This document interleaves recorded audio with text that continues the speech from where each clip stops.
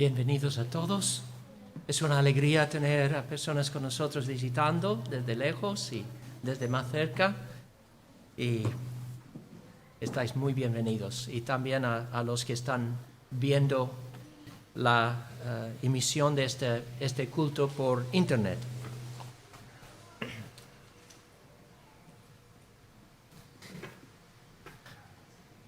Si hubieras preguntado al apóstol Pablo, ¿cuál es el corazón del mensaje que tú predicas en tus viajes misioneros por todo el Imperio Romano?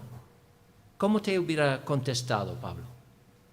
¿Qué piensas? ¿Qué para él sería el corazón de su mensaje? Pues yo creo que no cabe duda, ¿no? El corazón del mensaje de Pablo era la cruz de Cristo. Él lo dice claramente en varios pasajes, por ejemplo en 1 de Corintios 1 o 1 de Corintios 2. Dice, hermanos, cuando fui a vosotros para anunciaros el testimonio de Dios, no fui con excelencia de palabra o de sabiduría, pues me propuse no saber entre vosotros cosa alguna, sino a Jesucristo y a este crucificado. Y luego también a los Gálatas, también cuando está reprendiendo a los Gálatas por haber abandonado tan pronto el Evangelio, dice, oh Gálatas insensatos, ¿quién os fascinó para no obedecer a la verdad? A vosotros, ante cuyos ojos Jesucristo fue ya presentado claramente entre vosotros como crucificado. De hecho, Pablo, cuando describe el Evangelio en 1 de Corintios, lo describe como la palabra de la cruz. Dice, la palabra de la cruz es locura a los que se pierden, pero a los que se salvan, esto es a nosotros, es poder de Dios. La cruz está al centro del Evangelio porque la cruz nos revela la manera en que Dios salva a los pecadores. Y es a través del sacrificio de Jesús en el lugar de los pecadores. Curiosamente, sin embargo, si lees los mensajes evangelísticos que están registrados en el libro de los Hechos, notarás que ni Pablo ni los demás apóstoles suelen comenzar sus mensajes hablando de la cruz y dando una explicación teológica del significado de la cruz. Esto es algo que me llamó mucho la atención cuando yo hice un estudio hace varios años de los mensajes evangelísticos en el libro de los Hechos. Más bien, ¿cuál es el punto clave de estos mensajes? Si lees, hay algo como 19 discursos cristianos en el libro de los Hechos y casi todos son mensajes evangelísticos. ¿Cuál es el punto giratorio de todos estos mensajes? Ellos suelen comenzar hablando no de la cruz como tal, sino de la resurrección de Cristo. La resurrección es el gran tema de su predicación evangelística. Predican la resurrección como un hecho histórico que fue profetizado de antemano por los profetas, presenciado por testigos oculares que vieron a Jesús corporalmente resucitado de entre los muertos, y un hecho que demuestra con toda claridad su identidad como el verdadero Mesías y el Hijo de Dios levantado de entre los muertos con poder. O sea, ellos se centran en la realidad histórica de la resurrección y en un sentido tiene lógica, porque hablan primero de la resurrección para establecer la identidad de Jesús. Porque la eficacia de su muerte depende de su identidad. Si Él no fuera el verdadero Mesías, si Él no fuera el Hijo de Dios, su muerte en la cruz no tendría ningún valor. Y por eso no es que no hablen de la muerte, es que no comienzan sus mensajes con la muerte y con una explicación teológica de la muerte, como encontramos, por ejemplo, en el libro de Romanos o el libro de Gálatas. Comienzan con el gran evento histórico de la resurrección para establecer quién es Jesús. Y luego siguen explicando el significado de su muerte. Y este es el patrón que vemos en el primer sermón evangelístico predicado en la era cristiana, que vamos a estudiar esta mañana. Se encuentra en el libro de los Hechos, en el capítulo 2, y este es el primer sermón predicado en la era cristiana evangelístico. Y todos conocemos bien, o los que somos creyentes seguramente conocemos bien el contexto de este primer sermón evangelístico. Los apóstoles habían quedado en Jerusalén, según los órdenes de Jesús, para esperar la venida del Espíritu Santo. ¿Y por qué? Porque ellos tenían una gran tarea por delante. Tenían que llevar a cabo la gran comisión, hacer discípulos a las naciones, llamando a las personas al arrepentimiento y la fe. Y esta era una tarea que no se podía hacer, no se podía llevar a cabo en las fuerzas humanas. Y todo que predique el Evangelio debería saber esto, porque cuando, yo os digo, hermanos, todos los domingos, cuando yo me pongo en este lugar para predicar, yo primero clamo al Señor, como deberías hacer todo predicador, porque la tarea que tenemos es una tarea sobrehumana, es una tarea sobrenatural. Porque una persona puede en el poder de la carne dar un discurso que apela al intelecto, que informa, que entretiene, pero para que la palabra llegue al corazón de los pecadores, que obre una transformación, eso está mucho más allá de la fuerza humana. Por eso tenemos que clamar a Dios que nos dé ese fuego de lo alto, que nos dé poder sobrenatural. Y esto es lo que los apóstoles estaban esperando. Cristo les dijo que esperaran en Jerusalén hasta que llegara el Espíritu. Y el Espíritu les fue dado en el día de Pentecostés. El día de Pentecostés era una de las grandes fiestas judías que se celebraba cada año. Esa fiesta se celebraba 50 días después del primer sábado de la Pascua, y era conocido como el día de las primicias, porque en ese día los judíos presentaban a Dios las primicias de la siega del trigo como un acto de adoración, de acción de gracias, y también como un acto de fe y confianza en la fidelidad de Dios, de que Él era el dador de campos fructíferos y de toda buena dádiva, y querían confesar su confianza en Él en la cosecha venidera. La cosecha venidera, y por eso presentaban las primicias.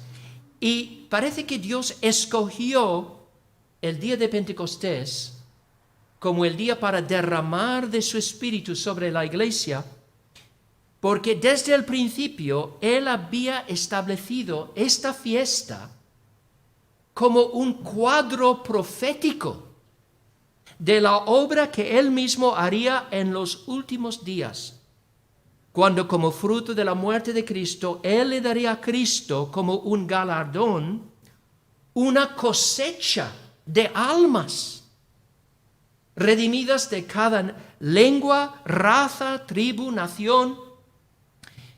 Esa cosecha formaría una nueva humanidad, la nueva ciudadanía del reino de Dios. Y los 3,000 personas que se convirtieron en este día como fruto de la predicación de Pedro, ellos representaron las primicias, los primeros frutos de esta gran cosecha. Entonces llegó el momento esperado cuando se cumplió el milagro profetizado desde hace mucho tiempo. Y a las 9 de la mañana, sabemos la hora precisa porque Pedro lo dice en el versículo 15, a las 9 de la mañana, la tercer día del día, la tercera hora del día, según el cálculo de los judíos, pues de repente Cristo derramó sobre su iglesia el don del Espíritu Santo. Y sabemos que ese milagro fue testificado por varias señales. Primero, hubo un ruido.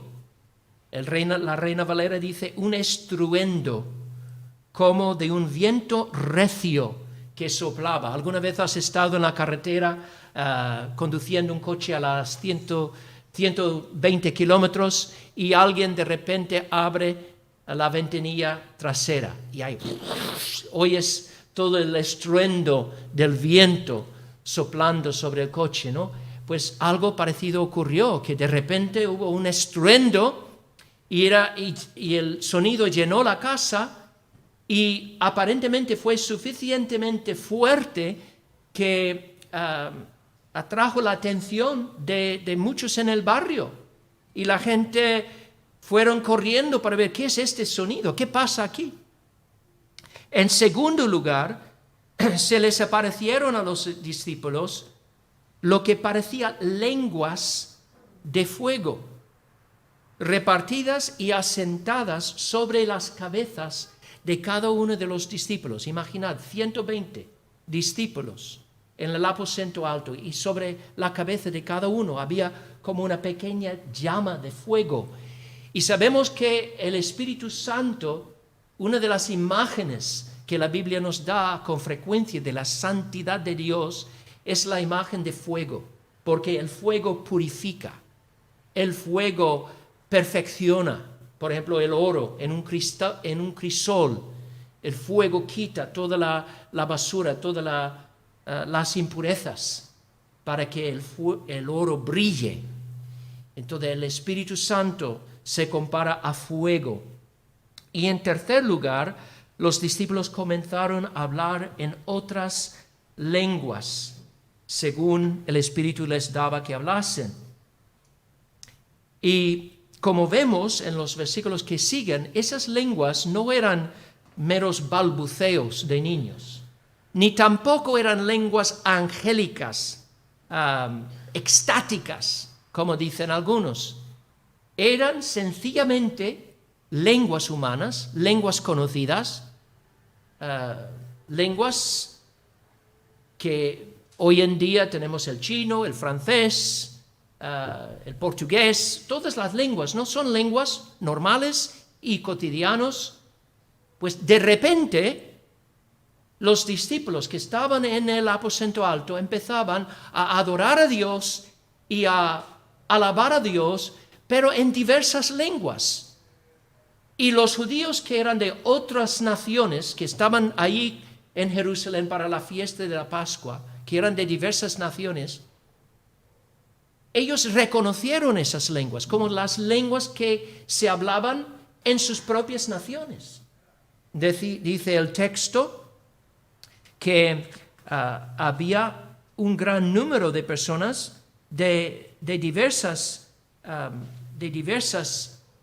naciones y cada uno oía el Evangelio predicado en su propia lengua.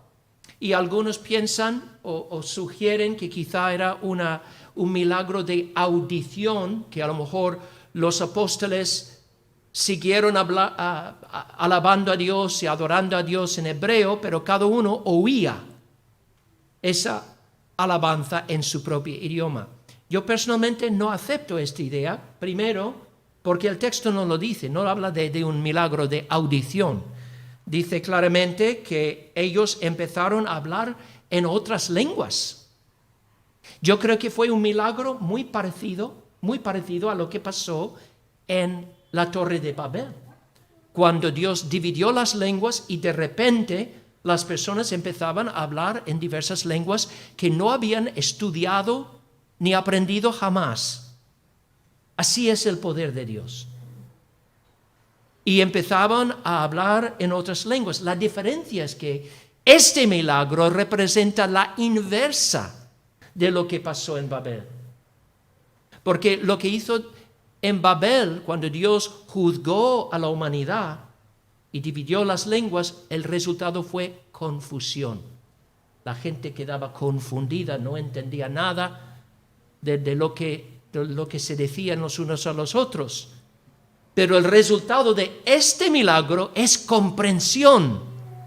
Precisamente porque los apóstoles están hablando en las lenguas maternas de la gente allí congregada, pues todos decían, pues entendemos lo que dicen. Algunos aparentemente no entendían y por eso creían que los apóstoles estaban borrachos, como vamos a ver en un momento. Que les parecía que estaban balbuceando como personas borrachas, pero en realidad estaban hablando en otras lenguas y todos quedaban confundidos porque no entendían lo que pasaba. Y por eso Pedro se puso de pie junto con los otros apóstoles y empezó a predicar a la multitud allí congregada para contestar 3 preguntas fundamentales. Primera pregunta, ¿qué pasa? Entonces, él tenía que explicarles qué es lo que estaba sucediendo. Ellos estaban confundidos. ¿Qué es el significado de todas estas señales visuales y ¿cómo se dice? Audibles. ¿Cuál es el significado de estas señales? ¿Qué pasa aquí? La primera pregunta. Segundo, ¿y cómo sabemos, Pedro, que tu interpretación es correcta? ¿Qué pruebas hay para demostrar la verdad de tu explicación? Y en tercer lugar, ¿cómo debemos responder a esta realidad que tú nos estás contando? Entonces, estas son las 3 preguntas que vamos a considerar ahora. Primero, ¿qué pasa, Pedro? Y Pedro empieza su mensaje explicando que estos fenómenos que están viendo y oyendo no son fenómenos naturales. No surgen de nada en la naturaleza humana, nada de la carne humana, sino son milagros dados por Dios. Y Pedro dice que su interpretación, vuelvo a decir, algunos pensaban que estos apóstoles y los discípulos estaban borrachos, pero lo primero que dice Pedro es que esta explicación no tiene sentido. No tiene sentido porque son 120 personas y son las 9 de la mañana. Entonces, entre los judíos ortodoxos, la costumbre era ni comer ni beber nada antes de las 9. Y sobre todo en un día santo, como el día de reposo o un día festivo. Entonces, ¿cómo se van a reunir 120 personas a las 9 de la mañana para emborracharse en un día sagrado? Esto no tiene sentido. No, más bien lo que pasa, dice Pedro, es que se va cumpliendo la profecía de Joel. Y cita esta profecía del 2º capítulo de Joel que Paco ha leído en esta mañana. Y hay 2 expresiones muy importantes que Joel usa en esta profecía que arrojan luz sobre el significado de la profecía. La expresión en los postreros días y la expresión toda carne. En los postreros días, dice Dios, derramaré de mi espíritu sobre toda carne. La expresión los postreros días es una expresión que se asocia en el Antiguo Testamento con el reino mesiánico, la llegada del rey ungido de Dios a la tierra.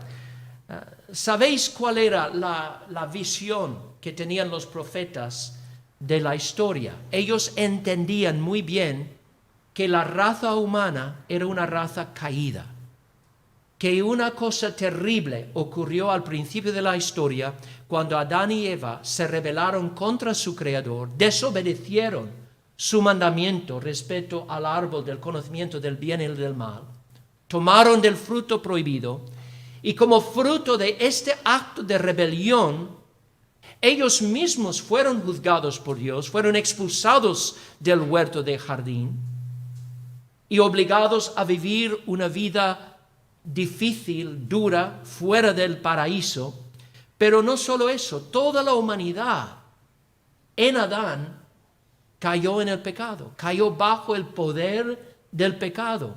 Y esta es la explicación por la que este mundo en que vivimos está hecho un caos.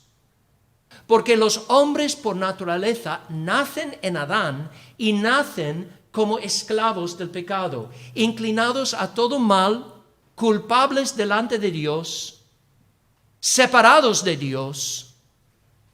Y esa es la condición de la humanidad. De allí surgen todos los males que hay en el mundo. Los robos, los asesinatos, el adulterio, las guerras, los conflictos. Todo esto es fruto de esta inclinación del hombre al pecado. Y todo es fruto de lo que hizo Adán en el huerto de Edén. Como dice Romanos 5:12. Por tanto, como el pecado entró en el mundo por un hombre, y por el pecado la muerte, así la muerte pasó a todos los hombres, por cuanto todos pecaron. Y sin embargo, la Biblia no nos deja allí, en un estado desesperado y sin esperanza, porque al corazón del mensaje de los profetas es un mensaje de esperanza, porque Dios desde tiempos antiguos empezó a proclamar la venida de un reino de justicia que se extendería a todas las naciones del mundo. Es cierto que el mundo está hecho un caos, los hombres están entregados al mal, esclavizados por el pecado. Pero Dios desde la antigüedad anunció la venida de un redentor, un hombre, un descendiente de Eva, que vendría al mundo ungido por Dios, ungido por el Espíritu Santo, un hombre que sería un rey y establecería un reino de justicia en toda la tierra que duraría por siempre. Y a través de la obra de este rey ungido, las obras de Satanás serían destruidas, Satanás sería juzgado para siempre y la paz y la justicia reinarían para siempre en la tierra. Este era el mensaje maravilloso de esperanza asociado con los postreros días, los días del reino mesiánico.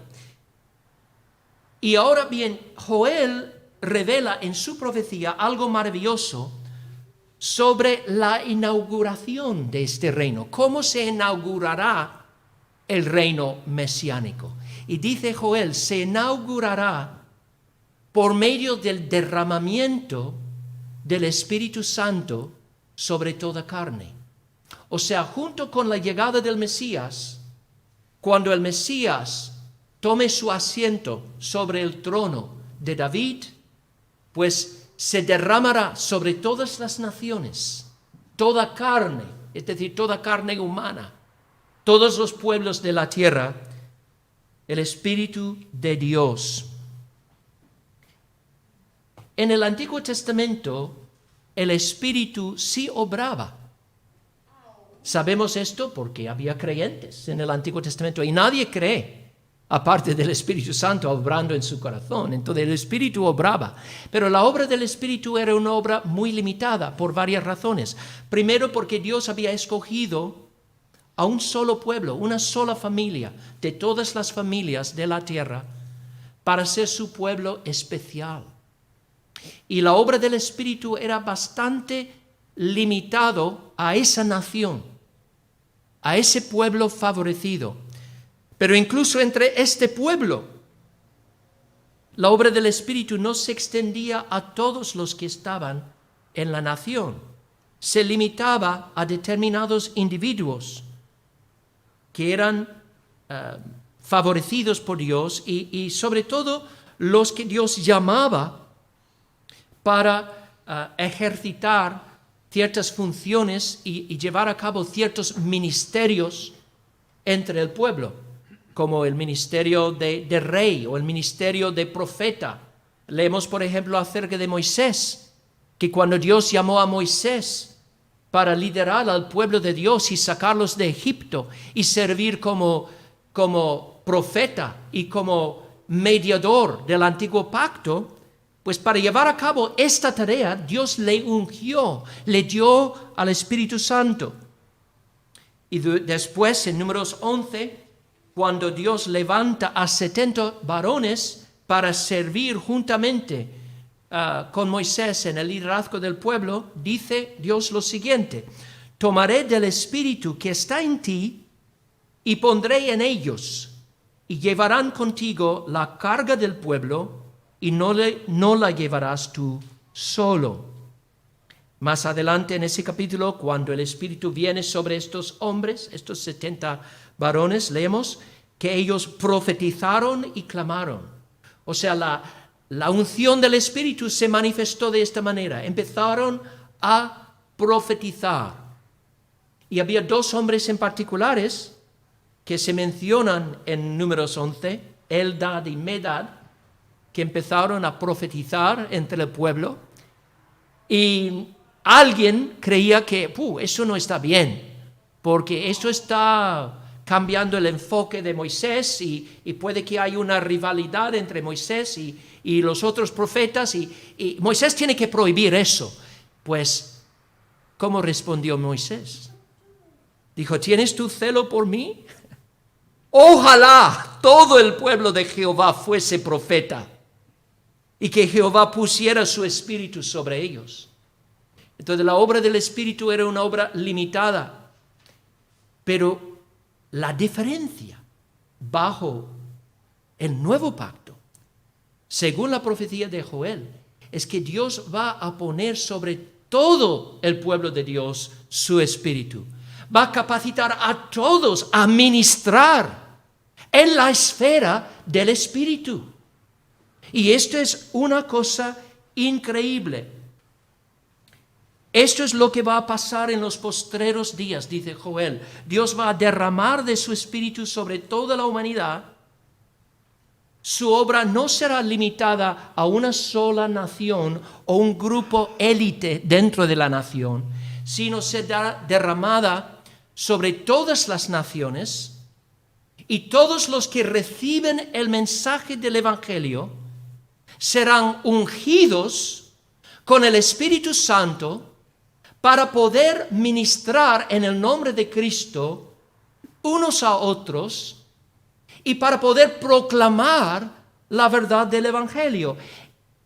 Ese derramamiento va a ser universal entre todo el pueblo, va a ser un derramamiento abundante, no va a ser una llovizna ligera, sino un chaparrón, y a través de ese derramamiento, todo el pueblo, toda la congregación del Señor se convertirá en un sentido en una nación de profetas.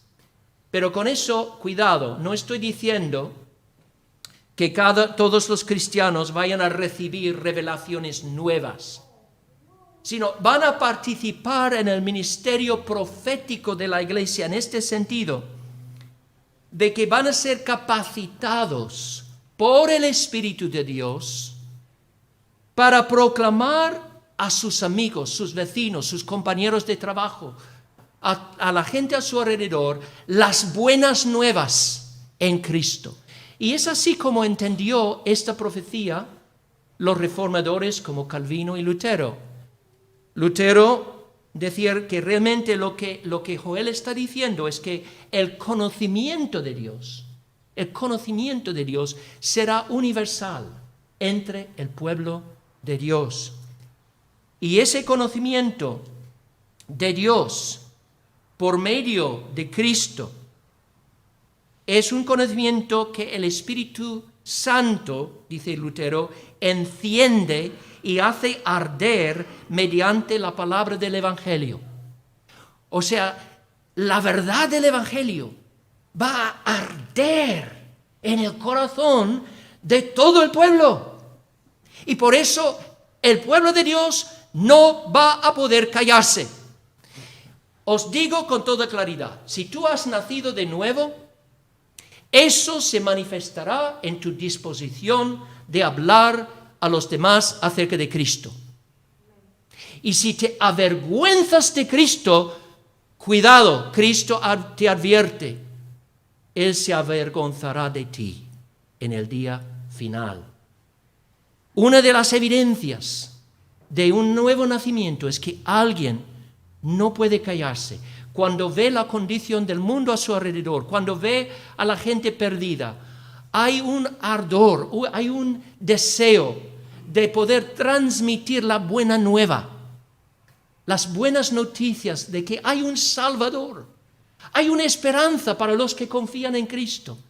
Y tenemos que proclamar esto, cada uno a su manera, cada uno según sus propias circunstancias. Pero si no tienes ninguna preocupación por compartir las buenas nuevas de Cristo, deberías examinar tu corazón, de verdad, y ver si has nacido de nuevo. La verdad. Entonces, esto fue la gran noticia que Pedro anunció a sus compatriotas judías. El momento ha llegado para que la profecía de Joel se cumpla. Y ahora se va a cumplir.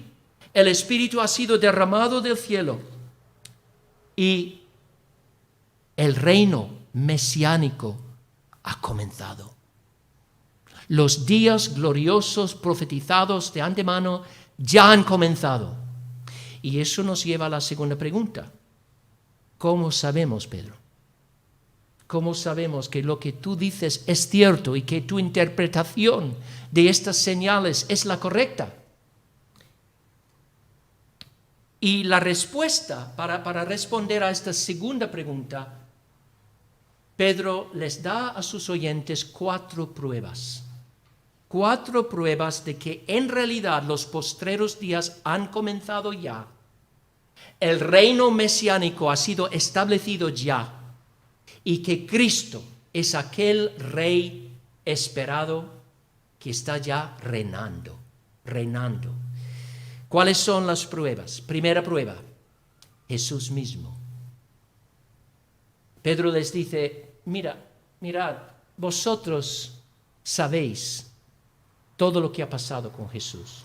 Está hablando con personas, muchos de ellos eran residentes de Jerusalén, y aun los que no eran residentes seguramente habían oído acerca de Jesús, porque Él había sido crucificado hace menos de 2 meses antes, Entonces, estas eran noticias recientes, habían oído acerca de sus milagros, acerca de sus obras, cómo sanaba a los ciegos, a los sordos, a los leprosos, cómo incluso había levantado a personas de entre los muertos. Y había bendecido a un montón de gente. De muchas maneras, Dios el Padre había demostrado que Jesús era un hombre aprobado por Dios.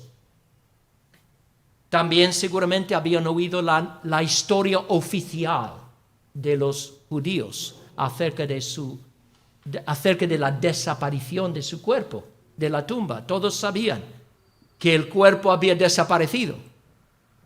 Y la historia oficial de los líderes era que los discípulos mismos habían robado el cuerpo para engañar a la gente. Pero Pedro dice a sus oyentes que realmente ellos deberían saber mejor, porque ellos habían presenciado las obras de Jesús, sabían que era un hombre aprobado por Dios. Pues si era aprobado por Dios, ¿por qué fue crucificado entonces? Y para contestar esta pregunta, Pedro señala dos cosas: la maldad de los judíos y el plan del Padre.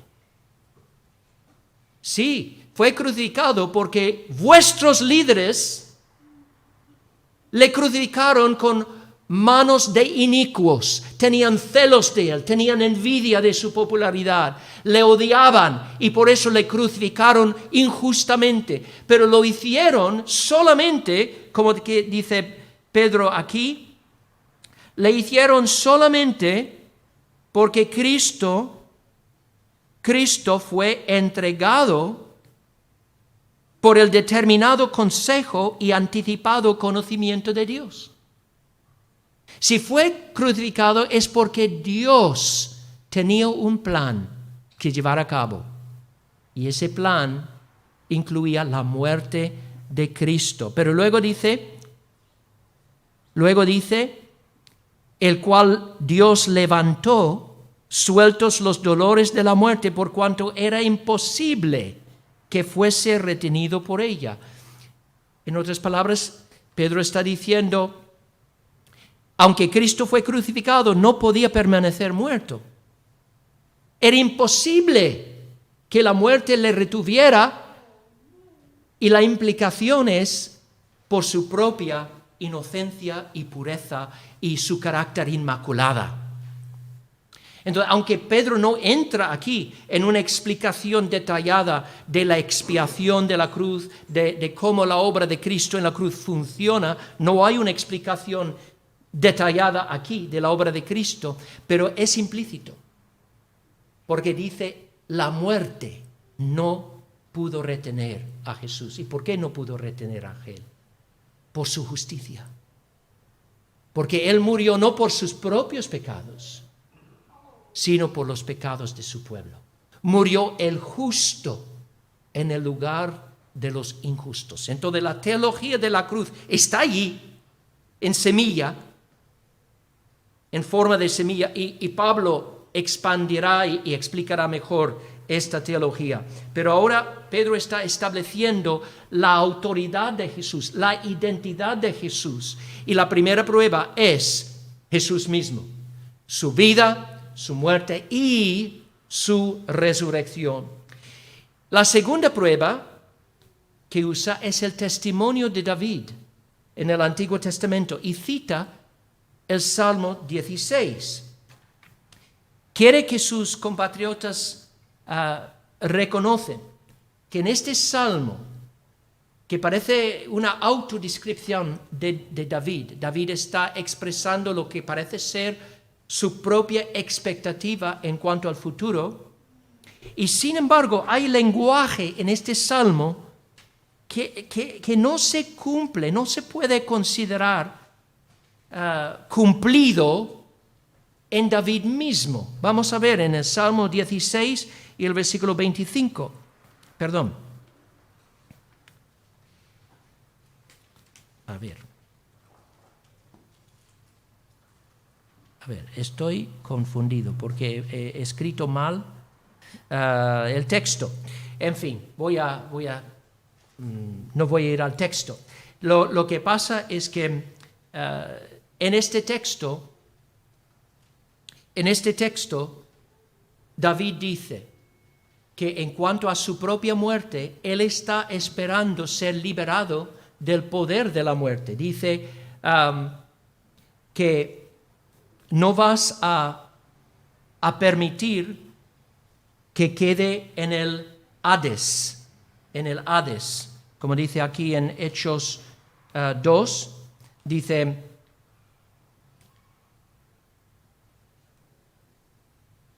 aquí, dijo el Señor,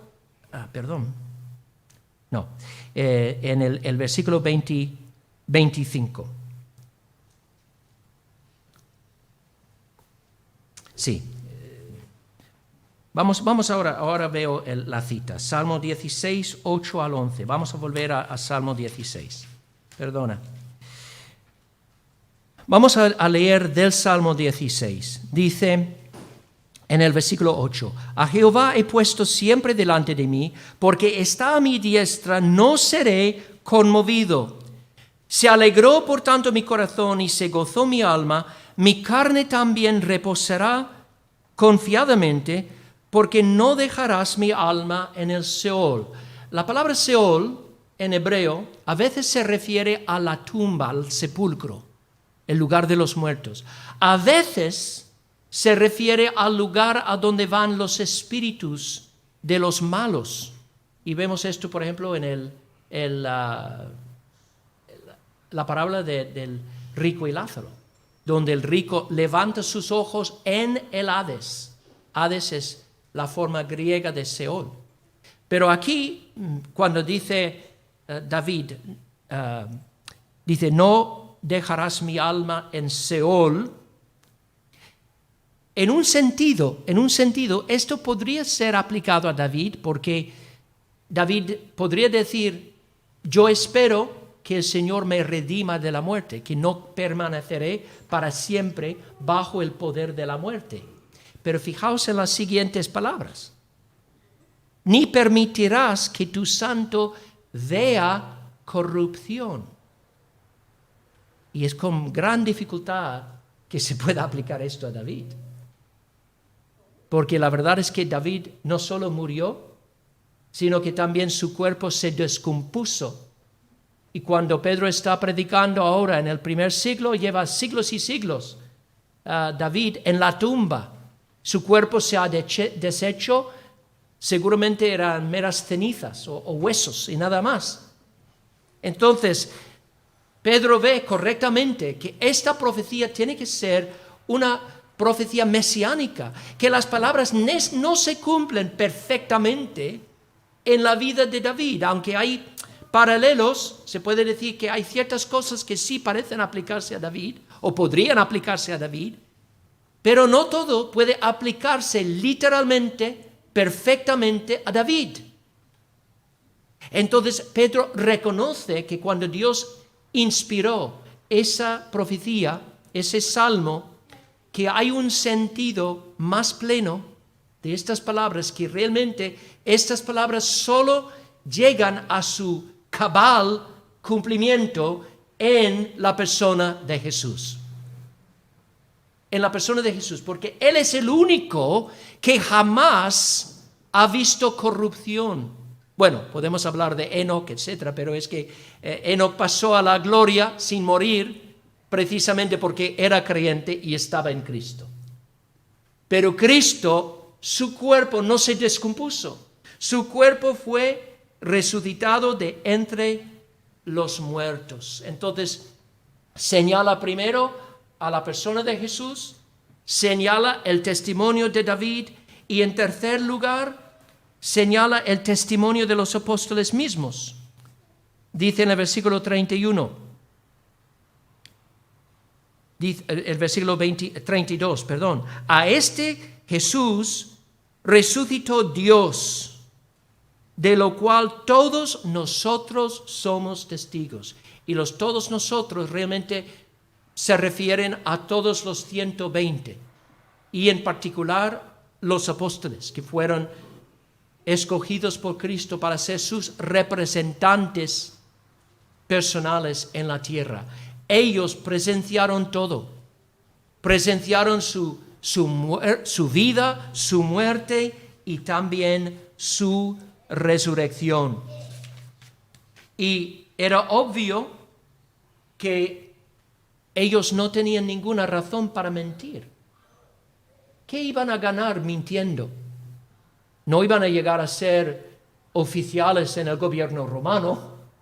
No iban a llegar a ser líderes de la nación, líderes religiosos de la nación de Israel. Lo único que iban a hacer, proclamando la resurrección de Jesús, era provocar la ira de los líderes de judíos.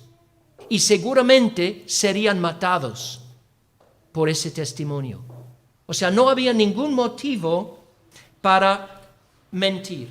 Ni tampoco se puede decir, bueno, a lo mejor tuvieron alucinaciones. No, porque lo que ellos testificaron es que durante un periodo de 40 días después de la resurrección, Cristo se les apareció repetidas veces, no por un momento breve, sino para sentarse con ellos, para darles instrucciones, para darles mandamientos.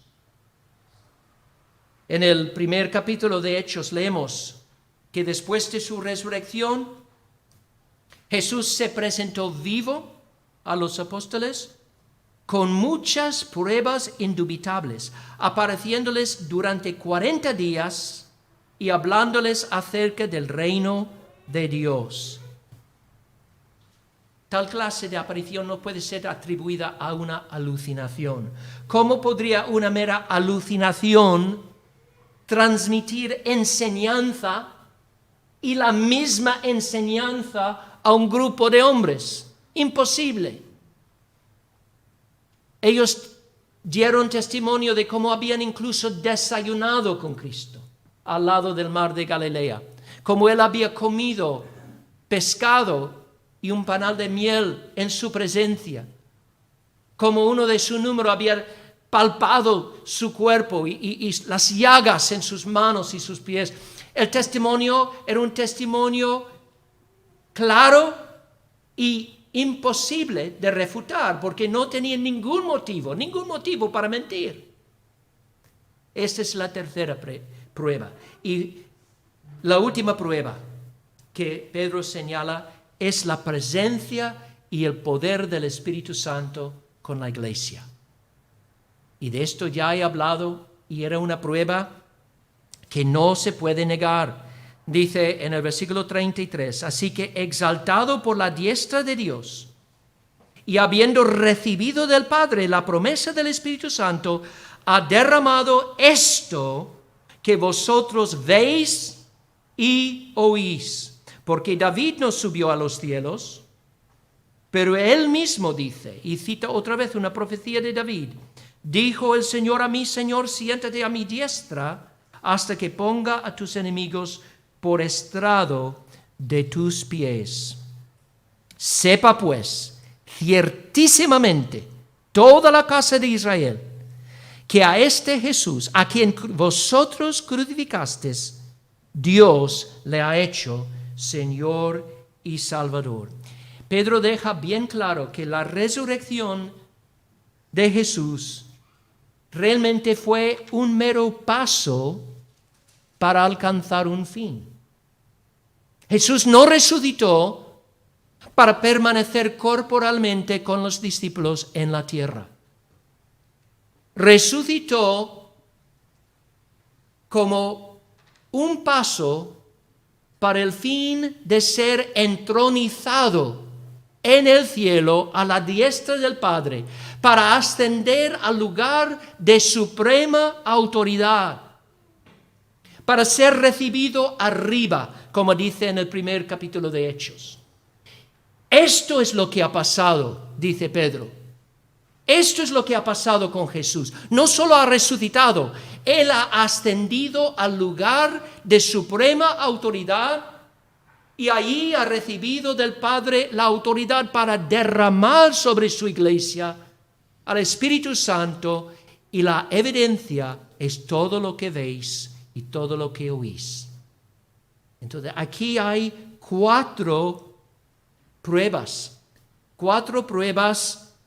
de la verdad de lo que Pedro está diciendo. Jesús mismo, su resurrección, sobre todo, es la gran prueba de su identidad como el Hijo de Dios.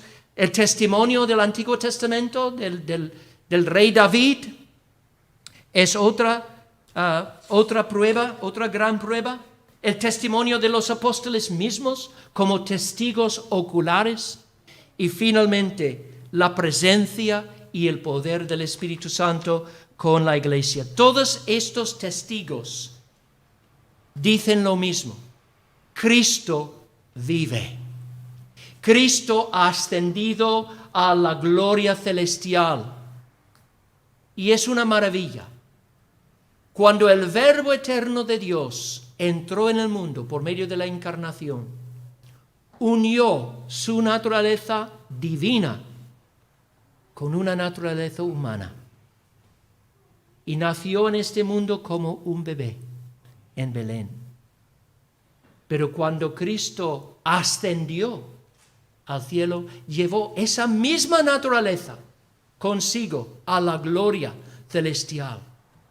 De modo que podemos decir, como he dicho en otros mensajes, esta afirmación de un teólogo escocés: el polvo de la tierra ahora está asentado sobre el trono del universo. Cristo, Dios eterno, hombre perfecto, reina sobre este mundo. Él está dirigiendo todos los eventos de la historia a su fin predeterminado.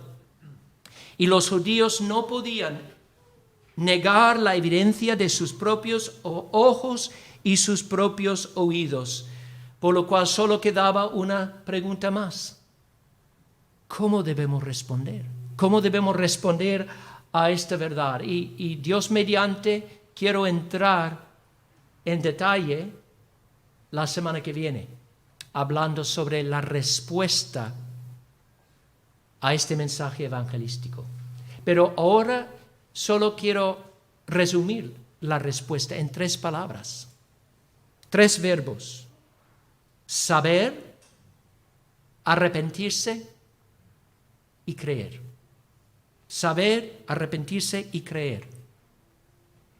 La primera respuesta al mensaje del Evangelio es saber que es verdad.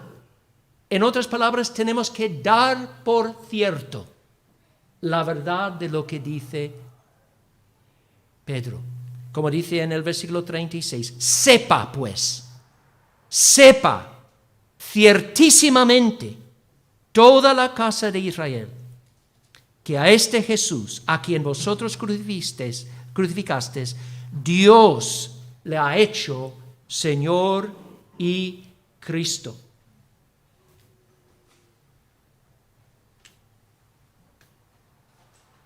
Estas son palabras muy importantes y son muy importantes para los días en los que vivimos, porque nos dicen algo acerca de la fe y nos dicen que es imposible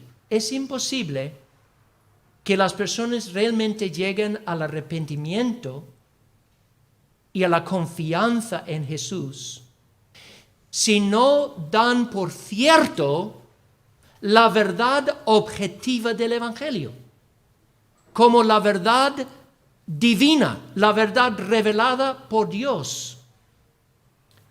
Yo creo que el versículo 36 de este capítulo demuestra que la mentalidad que encontramos tanto en el día de hoy es una mentalidad totalmente rechazada por el Evangelio. ¿Cuál es la mentalidad de la gran mayoría de personas hoy en día, o un número creciente, digamos, de personas hoy en día? Es una mentalidad posmoderna. Habéis oído de la posmodernidad, he hablado sobre la posmodernidad.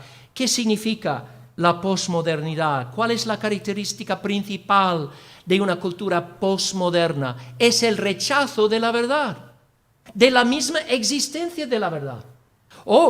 Una persona posmoderna reconoce verdades con V mayúscula. Yo tengo mi verdad que funciona para mí. A lo mejor tú tienes otra verdad que funciona para ti. ¿Y quién soy yo para decirte que lo que tú crees es mentira? Eso sería intolerante. No. Si funciona para ti, eso para ti es la verdad. Lo que funciona para mí es la verdad.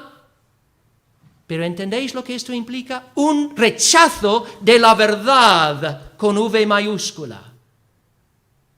El Evangelio, la predicación del Evangelio comienza aquí. No podemos evitarlo.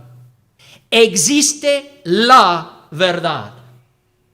La verdad. La interpretación divina de la misma existencia humana, del propósito de la vida y sobre todo del propósito de Dios en enviar a Cristo a este mundo. Hace unos años salió una película, nunca llegué a verlo, aunque me gustaría verlo algún día, pero es una película que en un sentido simboliza esta mentalidad postmoderna, se llama La vida de Pi. Entonces, en esta película hay un joven que se llama Pi, y él dice, cuando la gente dice, ¿y qué religión, de qué religión eres? Él dice, yo creo en todas las religiones. Soy cristiano, soy musulmán, soy hindú, soy budista, yo creo en todas las religiones. Y la gente dice, no, eso no puede ser, porque las religiones se contradicen y cada una tiene su propia interpretación de la realidad, entonces no puedes decir que crees en todas. Y Pi justifica su declaración porque él rechaza la idea de que hay una sola interpretación de la realidad. Dice que la verdad es lo que funciona para ti. Entonces, ¿quién soy yo para decir que lo que tú crees no es la verdad para ti? Y como yo veo valor en todas las religiones, yo me identifico con todas y digo que yo soy partidario de todas las religiones. Pues el Evangelio rechaza esta mentalidad. Rechaza esta mentalidad porque dice que vivimos en un mundo que ha sido interpretado por el intérprete supremo, por Dios mismo. Y esa interpretación se nos da en el Evangelio de Cristo. Dios mismo nos dice cuál es nuestra condición delante de Él. Dios mismo nos dice cuál es la solución. Y la solución es exactamente lo que Él ha hecho por pecadores al enviar a su Hijo a este mundo. Por eso, si vamos a arrepentirnos, si vamos a creer, primero tenemos que saber. Tenemos que saber y dar por cierto la verdad del versículo 36. Sepa ciertamente toda la casa de Israel que a este Jesús, a quien vosotros crucificasteis, Dios le ha hecho Señor y Cristo. No es que tú le consideres Señor y Cristo. No es que alguien crea que sea Señor y Cristo y para él esta es la verdad. Es que Dios le ha hecho Señor y Cristo. Y por tanto toda la humanidad, todos los hombres, tenemos que reconocer esta verdad. Y como consecuencia, tenemos que arrepentirnos de nuestra incredulidad, de nuestra rebeldía contra Dios. Tenemos que caer de rodillas delante de Jesús y reconocerle como el Rey de Reyes, el Señor de Señores, el gran soberano del universo, sentado en el trono. Y tenemos que confiar en su obra redentora como nuestra única esperanza de vida eterna. ¿Puedes decir honestamente que has hecho esto? ¿Puedes decir que tú sabes esto y como consecuencia te has arrepentido de verdad de tus pecados, de tus rebeldías, sus rebeliones, y has confiado únicamente en este Señor y Cristo enviado por el Padre al mundo? Que el Señor nos dé gran gozo en saber la verdad. Tenemos razón siempre, hermanos, no importa lo que esté pasando en nuestra vida a nivel personal, puede que tengamos días buenos o días malos. Cualquier experiencia que tú pases en este mundo jamás va a borrar o anular esta verdad. Cristo reina. Cristo ha sido hecho Señor y Cristo por Dios el Padre. Él es nuestro Salvador triunfante, entronizado sobre el trono del universo, dirigiendo los eventos de la historia hacia su fin glorioso, y por eso podemos regocijarnos en él. Amén.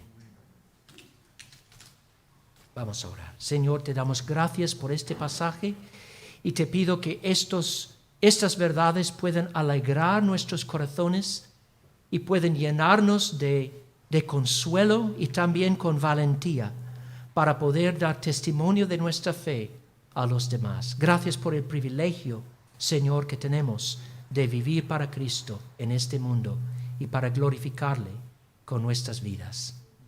En su nombre. Amén.